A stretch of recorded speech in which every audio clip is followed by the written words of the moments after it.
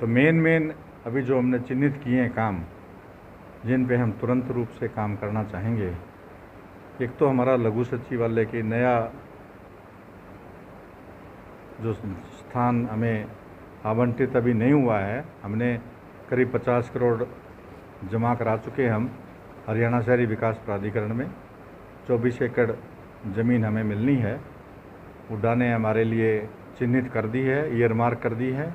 Government से HSVP ने उसको अप्रूव करवा लिया है। हमें अलॉटमेंट की प्रक्रिया अभी जारी है एचएसवीपी से, और हमने उनको भी एचएसवीपी को लिखा है कि जल्दी से जल्दी हमें वो ज़मीन दे दें।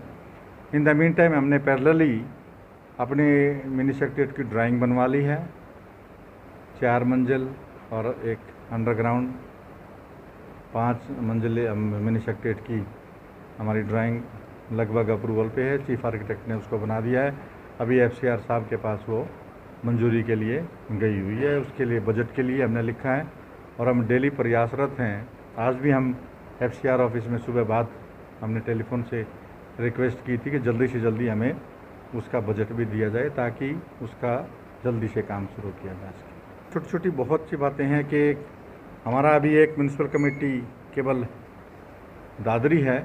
आज शाम को हमने एक मीटिंग रखी है बाजड़ा के बारे में, क्या वो म्यूनसिपल कमेटी होनी चाहिए या नहीं होनी चाहिए, उसके बारे में विचार विमर्श करके जो भी प्रस्ताव होगा हम गवर्नमेंट को भेजेंगे ताकि आगामी कार्रवाई हो सके। शहर में म्यूनसिपल कमेटी और पब्लिक हेल्थ की कुछ शॉर्टकमिंग्स हमें मिली हैं। जो गंदे नाले ओवरफ्लो हो रहे थे, जो प्लास्टिक के बैग्स बॉटल्स नालियों में जो घूम रहे थे, फैले हुए हैं, ब्लॉक थे नालियाँ, उस पर हमने विशेष अभियान अभी चलाने की कोशिश की है। 3-4 दिन में आप लोगों ने देखा होगा कि गंदे नाले जो हैं उनकी सफाई लार्ज स्केल पे की जा रही है। और हमने म्यूनसिपल कमेटी के सेक्रेटरी और एसडीएम साहब की ड्यूटी स्पेसिफिकली लगाई है और सारे दादरी शहर को बांट दिया जोन में, और डेली अलग अलग जगह पे हमारे सफाई कर्मचारी उन नालियों को, उन शिविर के स्थानों को साफ़ करेंगे ताकि बारिश में मैक्सिमम कोशिश की जा सके कि दादरी शहर में पानी कम से कम वाटर लॉग हो। इसी प्रकार क्योंकि हमारा जो एसटीपी है उसकी कुछ ज़मीन नेशनल हाईवे में चली गई, तो उसमें हम जो ऑक्सीडेशन प्लांट है, ऑक्सीडेशन का जो स्पेस है, उसको हम गहरा करने के लिए कोशिश करेंगे। तो इसी प्रकार हम छोटी छोटी बहुत सारी बातें हैं जिन पे हमें अभी ध्यान देना है। कोविड के लिए हमने अभी आपने देखा होगा सीएमओ साहब की जो रिक्वायरमेंट थी, हमने 2 एम्बुलेंस के ऑर्डर कर दिए हैं, कुछ बेड्स के और टेस्टिंग मशीन के हमने अखबार में एडवर्टाइजमेंट दी हुई है रेड क्रॉस से। अभी उसमें कोई रिस्पॉन्स नहीं आया है तो दोबारा एडवर्टाइजमेंट करेंगे। हमने कल डॉक्टर्स के लिए भी जो हमारी रिक्वायरमेंट थी उनके भी इंटरव्यू लिए हैं जो हम कॉन्ट्रैक्ट पे लेने हैं।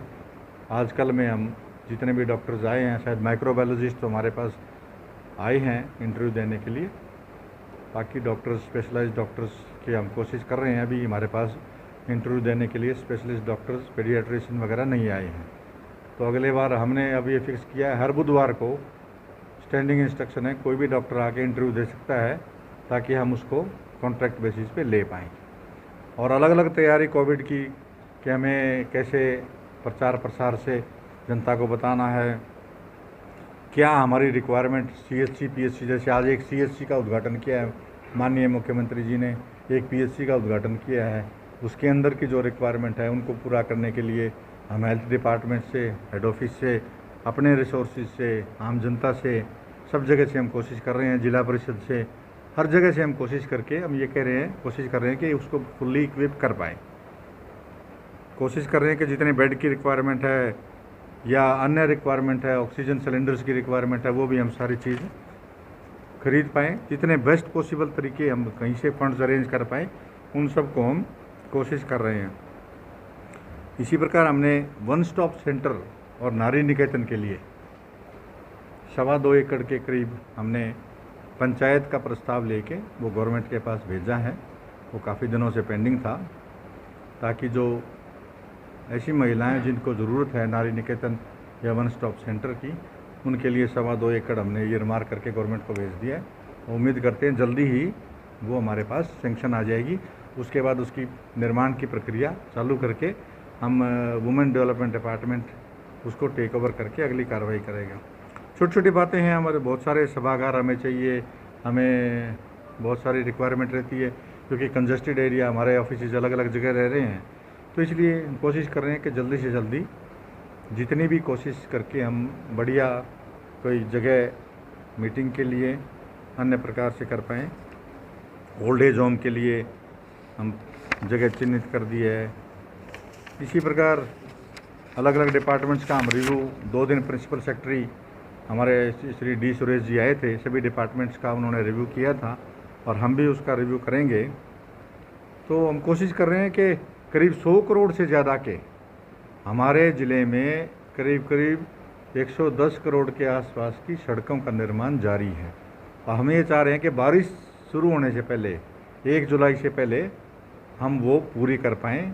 और उसमें हमने हमारे एसडीएम्स को भी कहा है कि वो समय समय पर जो रोड बन रहे हैं उनके पास निगरानी रखें, ताकि अगर कहीं कमी मिलती है तो उसको तुरंत दुरुस्त किया जाए, उसको रिमूव किया जाए, उसको सही ढंग से हम सड़क बनवा पाएँ। हमारे B&R के एक्शन साहब उस काम में लगे हुए हैं।